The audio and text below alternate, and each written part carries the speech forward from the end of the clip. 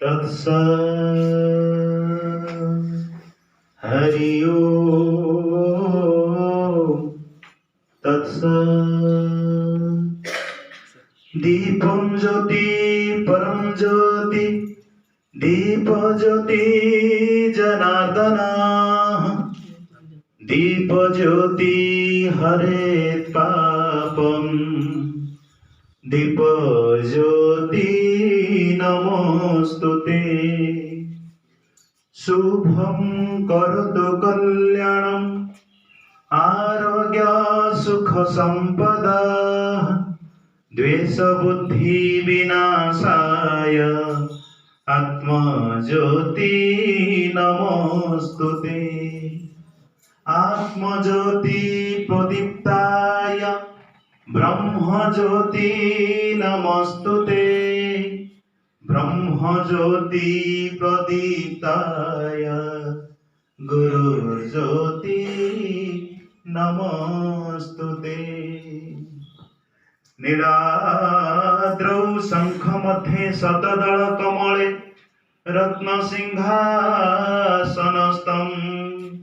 सर्वालंकारयुतं नवघनरुचिरौ संयुतं चक्रजेन भद्राय वामपार्श्वे रथचरणयुतं ब्रह्मरुद्रेन्द्रवन्द्यं देवानां सर्वेषां सुजन परिवृतं ब्रह्मदारो स्मरामि ब्रह्मदारुं स्मरामि ब्रह्मदारो स्मरामि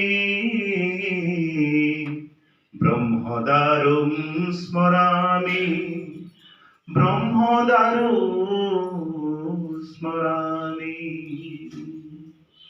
जय जगन्नाथ। जय जगन्नाथ।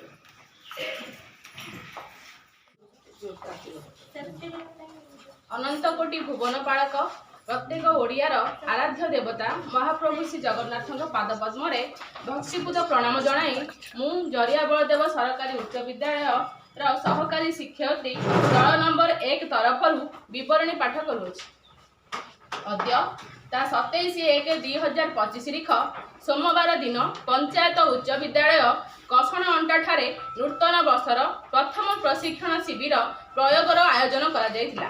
हिम शीतल पवन और बुंदा बुंदा कुहुड़ीर शीतुआ सकाळ सूर्यंकर प्रथम किरण धरापृष्ठ पड़ी समस्त जीवजगत को चलचंचल कर सेहीपरि 50 जन प्रशिक्षार्थी मानकु नहीं चलचंचल होई उठिछि प्रशिक्षण शिविरटी।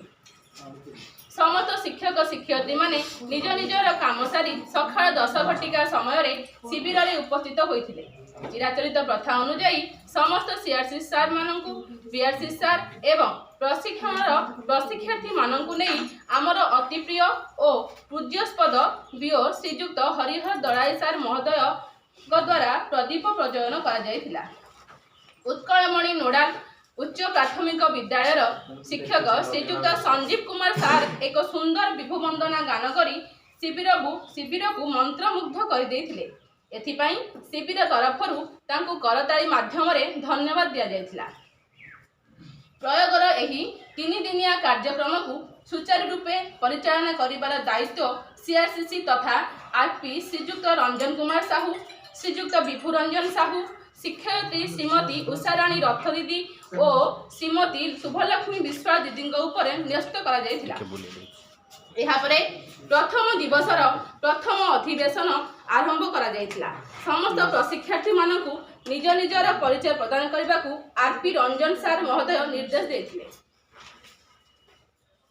समस्त प्रशिक्षार्थी माने निज निजर परिचय प्रदान करथिले।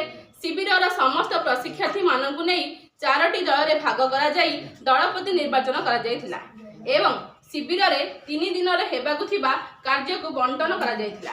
एहार ठीक परे परे आरपी रंजन सारଙ୍କ प्रथम प्रश्न थिला प्रयोग कहले कौन बुझ। एहार उत्तर रे बालीपड़ा नोडाल उच्च विद्यालय शिक्षक श्रीजुक्त रंजित कुमार साहू महोदय विद्यालय रे कार्यकारी हेबाकु थिबा एनईपी 2020 रे श्रेणी विभागीकरण 5, 3, 3, 4 एवं एनईपी ର 4ଟି ସ୍ତର ଯେପରି ଫାଉଣ୍ଡେସନାଲ ଷ୍ଟେଜ ଯାହାକି ଅଙ୍ଗନବାଡି ର ପ୍ରଥମ ଦ୍ୱିତୀୟ ତୃତୀୟ ବର୍ଷ ଓ ଶ୍ରେଣୀ ପ୍ରଥମ ଦ୍ୱିତୀୟ ଥିଲା ପ୍ରିପାରେଟୋରୀ ଷ୍ଟେଜ ଯାହାକି ଶ୍ରେଣୀ 3 4 ଓ 5 ଗୁଣି ଥିଲା। 3 ନମ୍ବର ଥିଲା ମିଡିଲ ଷ୍ଟେଜ ଯାହାକି କ୍ଲାସ 6 7 8। 4 ରେ ଥିଲା ସେକେଣ୍ଡାରୀ ଷ୍ଟେଜ ଯାହାକି କ୍ଲାସ 9 10 ଏକାଦଶ ଏବଂ ଦ୍ୱାଦଶ ଶ୍ରେଣୀକୁ ନେଇ କରାଯିବ ବୋଲି ଆଲୋଚନା କରିଥିଲେ। ଏହାପରେ ଆରପି ଶ୍ରୀମତୀ ଉଷାରାଣୀ ରଥ ଦିଦିଙ୍କ ଦ୍ୱାରା ଦ୍ୱିତୀୟ ଅଧିବେଶନର କାର୍ଯ୍ୟକ୍ରମ ଆରମ୍ଭ କରାଯାଇଥିଲା। ପ୍ରଥମେ ଦିଦି 5ଟି ରଙ୍ଗ ପେନସିଲ କଳା ନୀଳ ସବୁଜ ନାଲି ହଳଦିଆ ଦେଇ ପ୍ରତ୍ୟେକ ଶିକ୍ଷୟିତ୍ରୀ ଓ ଶିକ୍ଷକମାନଙ୍କୁ ସେହି ରଙ୍ଗର ସାମଞ୍ଜସ୍ୟ ଥିବା ଯେକୌଣସି ଏକ ପକ୍ଷୀ ପଶୁ ଫୁଲ ଫଳର ନାମ କହିବାକୁ ନିର୍ଦ୍ଦେଶ ଦେଇଥିଲେ। ଏହି କାର୍ଯ୍ୟରେ ସମସ୍ତ ପ୍ରଶିକ୍ଷାର୍ଥୀମାନେ ସକ୍ରିୟ ଭାବରେ ଅଂଶଗ୍ରହଣ କରିଥିଲେ ଓ ଆନନ୍ଦ ଲାଭ କରିଥିଲେ। ଏହି କାର୍ଯ୍ୟର ଶେଷରେ ଆରପି ମହୋଦୟଙ୍କ ପ୍ରଶ୍ନ ଥିଲା ଏହି ସକ୍ରିୟାତ୍ମକ କାର୍ଯ୍ୟ ଦ୍ୱାରା ପିଲାଟିର କେଉଁ ଦକ୍ଷତାର ବୃଦ୍ଧି ହେବ? ଉତ୍ତରରେ ପ୍ରଥମ ଦଳ କହିଥିଲେ ପିଲାଟି ରଙ୍ଗ ଚିହ୍ନିବ, ରଙ୍ଗ ସହ ସାମଞ୍ଜସ୍ୟ କରି ବସ୍ତୁର ନାମ କହିବ। ଦ୍ୱିତୀୟ ଦଳ କହିଥିଲେ ପିଲାଟି ପରିବେଶ ସହ ଯୋଡ଼ି ପଶୁ ପକ୍ଷୀ ଫଳ ଫୁଲର ନାମ କହିବ। ତୃତୀୟ ଦଳର ଉତ୍ତର ଥିଲା ଚିନ୍ତାଧାରାର ବିକାଶ ହେବ। ଚତୁର୍ଥ ଦଳର ଉତ୍ତର ଥିଲା କ୍ରମରେ ରଙ୍ଗ ଅନୁସାରେ ନାମ କହିବ।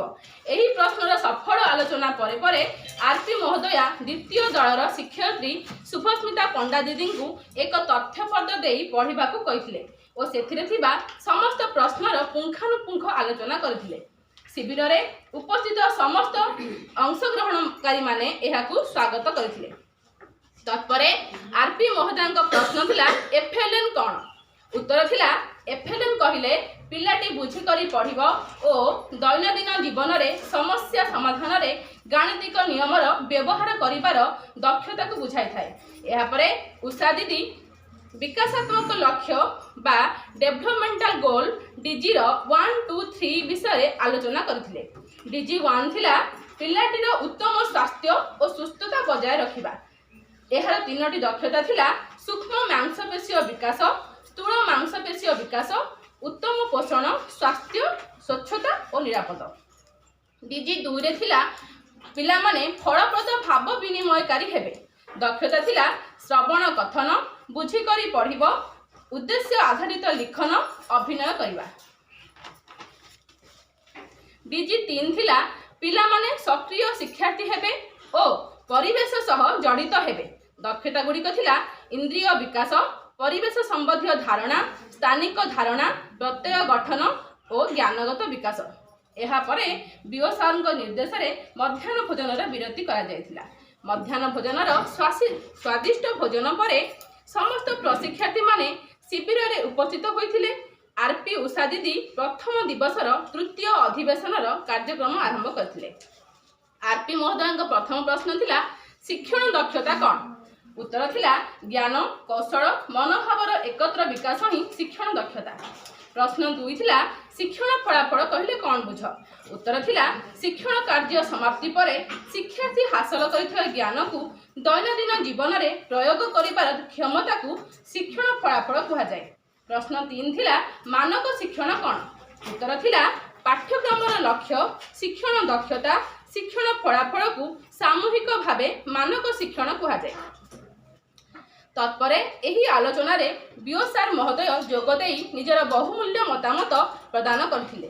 ସମସ୍ତ ପ୍ରଶିକ୍ଷାର୍ଥୀମାନେ ଏହାକୁ ବିଦ୍ୟାଳୟ ସ୍ତରରେ ପ୍ରୟୋଗ କରିବା ପାଇଁ ମନୋନୀତ କରିଥିଲେ। ଏହାର ଠିକ୍ ପରେ ପରେ ଚତୁର୍ଥ ଅଧିବେଶନର ଆରମ୍ଭରେ ଆରପି ରଞ୍ଜନ ସାର୍ ମହୋଦୟ ନ୍ୟାସନାଲ କରିକୁଲମ୍ ଫ୍ରେମୱାର୍କ ବା NCF 2005ର 5ଟି ମାର୍ଗଦର୍ଶୀ ନୀତି ବିଷୟରେ ଆଲୋଚନା କରିଥିଲେ। ପ୍ରଥମରେ ଥିଲା ବିଦ୍ୟାଳୟ ବାହାର ଜୀବନ ସହ ଜ୍ଞାନକୁ ଯୋଡ଼ିବା।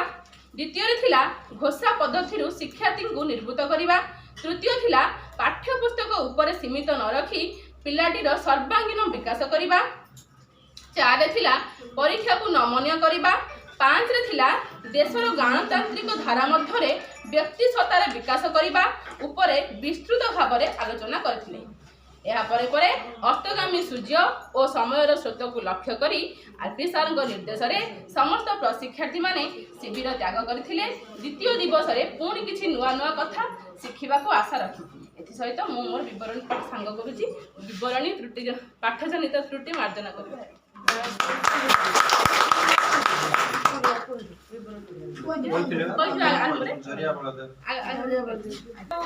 चारोटी अधिवेशन सबु जिनस नमस्कार मंडल स्तरीय त्रिदिवसीय प्रशिक्षण शिविर प्रयोग कार्यक्रम को उपस्थित थिबा समस्त शिक्षक भाई बहन मानकु स्वागत। प्रथम दिन प्रशिक्षण कार्यक्रम अंत होईची एवं एथिरे जहा हमकु दायित्व मिलिथला ग्रुप 2 बा दल 2 को जे मुख्यांश लिखिबा पई तो से मुख्यांश तक आम सुंदर भाव में उपस्थापन करिछु एक कार्डबोर्ड पट्टचित्र रे। वर्तमान आपण देखंतु जहा गतकाली आलोचना थिला जे ECCE यार पूरा नाम आम वर्तमान मुख्यांश वर्णना करिछे early childhood care and education. तापर थिला गोटे करा जायछि जे new academic structure by NEP 2020 सेथिरे 4 स्ट्रक्चर हमर थिला गोटे होची 4 स्टेज थिला गोटे होची फाउंडेशनल स्टेज आ गोटे थिला प्रिपरेटरी स्टेज गोटे थिला मिडिल स्टेज आ गोटे थिला सेकेंडरी स्टेज 5+3+3+4 क्लियर बुझी होची। तापर थिला डीजी रो पूरा नाम विषय रे सर काली कहउथिले जे डेवलपमेंटल गोल्स पुणी मुख्यांश थिला DG1 DG2 DG3 कोन थिला DG1 थिला हेल्थ एंड वेलबीइंग DG2 थिला इफेक्टिव कम्युनिकेटिव लर्नर आ DG3 थिला environment of learners with environment. तापरे गतकाली उपस्थित थिले जदियो विलंबता पई आउ दुई जनकर बा आरपी मानकर कथा लिखा जाई पारिनी इच्छा थिले मध्य मात्र दुई जन सीआरसीसींकर एवं बीओंकर मंतव्य एठी रहिछि। काली जहा किछि बीओ सार एठी तांका मंतव्य देइथिले तांका मंतव्यर जहा क्रीम थिला जे आम कर्म ही आम परिचय हरिहर दलाई बीओ पटामुंडाई एवं जहा आम रंजन सार सीआरसीसी काली कहिथिले जे समयानुवर्ती हुओ ये कथा तांका कथार निर्देश थिला ता मध्ये लिखा अछि Ranjan sir CRCC prepared by group B Sanjeev sir ना ग्रुप बी तो नहीं पढ़े छु मुगो जानची जरा तम पे मथे लो पिंदे जानी कर अरे पेंट नो अरे मु पेंट कथा कहू तू पेंट कथा कहू से पेंट ना थिला बो बचाली मुगेला से पेंट को नुवा पेंट तो आइछ मोरा जी मीटिंग थिला स्कूल जीवार कसमटा नुवा पेंट खुदी पळेली और कोन मो जान पेंट मु तो नहीं पेंट एडी छ तोरे करी एते मीटिंग होउ आ बुझाले आज काली पाठ करनु आज कहबी तो देखिबो कोन छुआटा के सब बळे दीदी मते आगु डाकुनी जो मीटिंग रे सब बळे आगु डाकुनी तू बेसी फुटाणी मारना आ सब केते लोग अछंती कहबे कोन करी पाठ पढाबो ना मु जाउ जे मोर देरी होलानी हम हमर जाउ होला आओ जाओ समस्त वरिष्ठ वयोज्येष्ठ सम्मानस्पद शिक्षक शिक्षयित्री को प्रणाम जनाऊँ। कनिष्ठ शिक्षक शिक्षयित्री को सादरे शुभेच्छा अभिनंदन ज्ञापन करुच्ची। मो गणर उपस्थित आम क्लस्टर सीआरसीसी महोदय विभूषा आउ मो सांगे बहुत दिन कम कर उषा दीदी बहुत थर डायरेक्ट बालिया को जाइए आम प्रशिक्षण नापी तार बहुत अभिज्ञता अच्छी आपको सेयार कर मो सहित अच्छा शुभलक्ष्मी दीदी बेलतल स्कूल शुभेच्छा शुभकामना ज्ञापन कर। मुख्य कथा हूँ NEP 2020 जो आसला से एत स्ट्रेस दौन आम पूर्व सरकार एत स्ट्रेस दौन बर्तमान देखिए आप चिठी खाली आसूँ NEP 2020 केमती इम्प्लीमेंटेशन करने राज्य स्तर में आमर कमिटी अलरेडी स्टीयरिंग कमिटी गठन हो सारी तार मुख्य किए अच्छा कहले जो कमिटी फॉर्मेशन होती तार मुख्य किए अच्छा नित्यानंद प्रधान मन रखु नित्यानंद प्रधान आम मंत्री का ना हूँ नित्यानंद गंडा महोदय किंतु कमिटर मुख्य हूँ नित्यानंद प्रधान 16 दिन कमिटी गठन होती मुख्य लक्ष्य हूँ जे आमे केमिति भल भाव 5+3+3+4 को इम्प्लीमेंटेशन करेगा। पूर्वर जहाँ पैटर्न आमर थिला से पैटर्न को संपूर्ण रूपे भांगिकी कौन कर नुआ पैटर्न सृष्टि कर तेणु 5+3+3+4 रे आगे कहले आप बर्तमान जो पाठ पढ़ुं कहार पाठ पढ़ुंट 5+ ना 3+ ना 3+ ना 4 केवल 5+ पाठ पढ़ुंट 5+ कहले प्री प्राइमरी 1 प्री प्राइमरी 2 तापरे शिशु वाटिका तापरे प्रथम श्रेणी द्वितीय श्रेणी। मते गोटे प्रश्नर उत्तर दियंतु एक जो आमर ट्रेनिंग टी चली मौलिक साक्षरता और संख्यागान आप समस्त वेल नोन मौलिक साक्षरता संख्यागान ता सहित आड करछि प्लस आद्य शैशव जत्न और शिक्षा। अच्छा आद्य शैशव जत्न कहले पिलाटा को वर्ष रु को वर्ष को बुझाए बा को वर्ष भीतर रहिले ताको आद्य शैशव कह दिबो।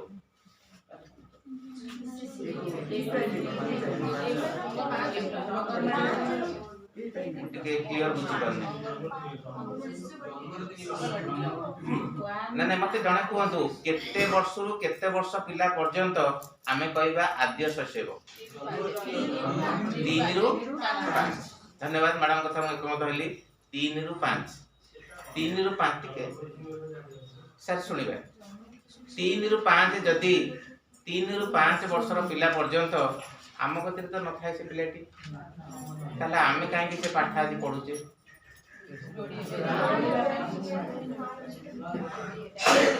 काहे आमे पढुचे से पाठ ना से पाठ पढिबार मुख्य उद्देश्य होउची जोटा 5 रु 6 वर्ष जोटा प्रथम श्रेणी ना लेखुथिले ताको एनईपी 2020 कहि दला सेटा होउची शिशु वाटिका बा हिंदी रे कहती बाल वाटिका ताको ओडिया रे कहते कोन शिशु वाटिका। एक्चुअली आद्य शैशव होउची 0 रु 6 वर्ष मन रखंतु 0 रु 6 वर्ष होउची आद्य शैशव। तेणु जेहेतु शिशु वाटिका ताले आ गोटे कथा आपण माने आगुरु सुनिथिले जे शिशु वाटिकाटा रहइबो अंगनवाड़ी पुणी एबे सुनुचंती अंगनवाड़ी को उठे देगिरी अंगनवाड़ी मिसे देबो विद्यालय पुणी सुनुचंती जे हमर जेतिकी स्कूल अछि आपण इंडिया पोर्टल देखते 51,000 समथिंग प्लस ता सहित मध्य अछि हमर कोन बेसरकारी स्कूल मध्य अछि ताले मात्र 18,000 स्कूल अंगनवाड़ी अटैच हेक अछि स्कूल सहित आउ रेस्ट स्कूल हमर अंगनवाड़ी बाहर मान स्कूल बाहर अंगनवाड़ी अछि ताले केमिति अंगनवाड़ी पिला माने हम सहित बा जो शिशु वाटिकाटा तयारी हला शिशु वाटिकाटा तो हमर अंगनवाड़ी सहित रहिछि तेणु केमिति से पुनी मिसिबो ना जेतेबेले पचरा गला नित्यानंद प्रधान महोदय को जे आपण कतरे किछि नाही आपण जो एनईपी 2020 सडन लागू कर देले आपण कतरे इक्विपमेंट्स कोन अछि जो एनईपी 2020 फोकस करछि प्रथमटा होछि इंफ्रास्ट्रक्चर आपण कतरे नाही sufficient teacher class wise teacher NEP 2020 कहछि क्लास वाइज टीचर देखिबा आपण इंट्रोडक्शन लिखा हैछि एनईपी 2020 रो जे ना प्रथमे जो नालंदा विश्वविद्यालय थिला तादरे 20,000 छात्र छात्री पढुथिले तांको पई 2,000 शिक्षक खंजा आइथिले 20,000 2,000 हदियंतु केते पड़ला 10 ताने गोटिए टीचर को 10 जण स्टूडेंट ताले एई भली आमे पैटर्न तयारी करचंदी एनईपी 2020 जे एई टाइप रो पैटर्न रे जे गोटिए टीचर को 10 जण पिला रखिबा तेणु आपण कतरे तो गोटिए श्रेणी जो 5टा श्रेणी रे 2टा शिक्षक ताले आपण केमिति चिंता करचंदी एनईपी 2020 लगाय पई जहा चिराचरित उत्तर जे आमे परवर्ती मुहूर्त रे ए सब जिंस पूर्ण करबा ठीक कथा तार कहजती जे आगतरा लगै देले। तृतीय प्रश्न गले आपनकर एनईपी 2020 विजन आउ 2टा जिंस अछि जे प्रत्येक टीचर मेगा जे कोन रिसोर्स पर्सन तेणु जोटा कि आमर एबे चली जे समस्त को रिसोर्स पर्सन रे कोन करिवा परिणत करिवा। एवं चतुर्थटा होजी हेल्दी फूड जितले प्रीवियस गवर्नमेंट थिला सेतल कथरा हम चुना माछ देबी हेल्दी फूड रे चुना माछ देबी एबे रिसेंटली मंत्री कहि दिते कोन खीर तेणु कौन रूपरेख हम एटा परवर्ती मुहूर्त जो नित्यानंद प्रधान महोदय पचरा गला ताले किछि तो आपण कतिर नाही आपण जहा एनईपी 2020 रो मुख्य विजन जो quality education plus healthy food तापरे इंफ्रास्ट्रक्चर किछि आपण कतिर नाही आपण केमिति कोन लगे देले फटनी एनपी 2020 ना परवर्ती मुहूर्त रे आपको हमें गोटी गोटी पूर्ण कर चिराचरित उत्तर। तेणु एनपी 2020 रो जो प्रथम 5+ लिखिला से 5+ रो कोन एम्फासिस करछि 5+ जो करिछि एम्फासिस कोन करछि कोन पढ़ा जीवो केवल खेल माध्यम रे शिक्षा लिखि भी नियंतु फाउंडेशन स्टेज बा मौलिक स्तर जोटा खेल माध्यम रे शिक्षा।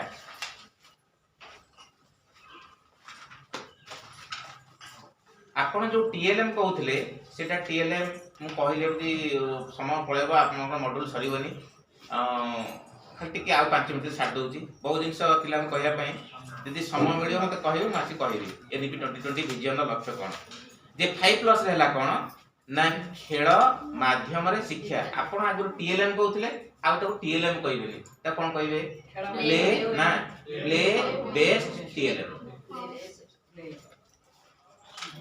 आपनकर प्ले स्कूल सब नाही खोलिनी प्राइवेट रो ताकू गवर्नमेंट चिंता कर सेही टाइप रो करिवो प्ले बेस्ड टीएलएम। तापरे आसला 3 कहले हमर कोन ना तृतीय चतुर्थ पंचम ताथरे कोन कोन रखिछि जे सिलेबस से चेंज करिवो ना परिवेश आधारित बा जोडा को हमर परवर्ती मुहूर्त रे कार्य रे लागुची विज्ञान गणित कला रखिछि तापरे सामाजिक विज्ञान रखिछि एगुडा से डेवलपमेंट करेबे पिलांकर सिलेबस चेंज करिवे। तापर जो 3 रखिछि षष्ठ सप्तम अष्टम ताते से कोन रखिछि कहले ना computer code intensive computer code and intensive ता अर्थ कोन कहले जे आपण देखिबे जे सीबीएसई आईसीएसई मीडियम रे पाठ पढुचंती से माने षष्ठ श्रेणी रो कंप्यूटर रे वेल बेस्ड होउचंती से माने मध्य जे हमरो जो ओडिया मीडियम ता आधर मध्य कंप्यूटर बेस्ड पाठ पढा हबो कोडिंग सिस्टम हबो। इंटेंसिव कोन कहले जे परस्पर भाव आदान प्रदान ता अर्थ कोन कहले जे नवोदय विद्यालय जाउचंती 2 मास रे माइग्रेशन जाउचंती काई जाउचंती माइग्रेशन कोटे जाउ नाते ना 2 वर्ष ये जो 2 मास जाउ नाते काई जाउचंती सी एरिया रो हां बडा का सर कहले आसार आदान प्रदान करिवे। नित्यानंद प्रधान महोदय कहले हमर मुख्य लक्ष्य होची आमे आंचलिक भाषा को गुरुत्व देबो।